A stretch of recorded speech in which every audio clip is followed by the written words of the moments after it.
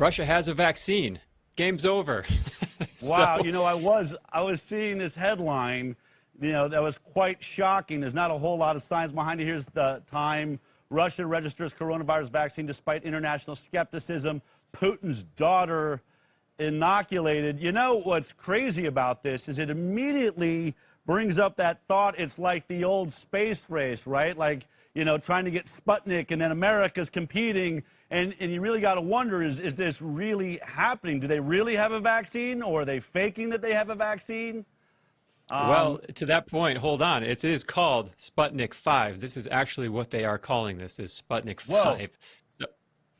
So they are actually referring to it just like the space race. You got to imagine that that's going to trigger all sorts of like conspiracy theories of, you know, whether or not this thing actually exists. I mean, I can imagine, you know, we're going to see the symbol change, right, from the Sputnik symbol into some sort of vaccine symbol. And then what are they going to do? Hire, you know, Roman Polanski or something to shoot the, you know, the actual vaccine landing? I mean, people are going to go crazy over this. So you know it's true. Yeah. Well, they already did. The West bit hard on this headline. So Putin came out and he said, we have a vaccine. We're the first to register the vaccine. It's passed all the necessary tests. Now, what he was saying is they're the first to register. It would be basically like saying a company in the United States registered with the FDA. So they were registering with their state regulators.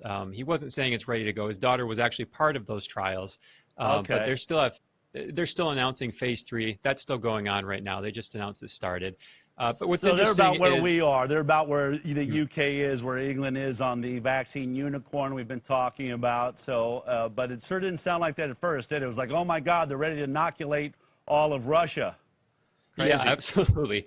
And Putin did say when this thing becomes available, frontline medical workers and teachers will be the first to take it. And I saw some reporting today from RT. They said that in January is when they plan to roll it out for the public, but they did claim it would be mandatory. So we'll see if that's the case. You know, it's funny, you know, he's saying frontline workers are going to get it first, and teachers, which I think is exactly what we're saying here, which triggered, as we talked about last week, 400 of the top frontline workers, especially virologists, people like Dr. Peter Hotez and Paul Offit, who have made vaccines, signed that letter saying, whoa, whoa, whoa, whoa, whoa, whoa, whoa, slow it down. The front line doesn't need it that fast. You better get it through safety studies. I wonder if we're going to see that kind of pushback, or if it's even going to be allowed from the frontline medical professionals in Russia. But I'm telling you, any version of this vaccine, no matter where it's being created, is scaring the heck out of the front line now that they're being considered to be the first actual real-life guinea pigs out in the field.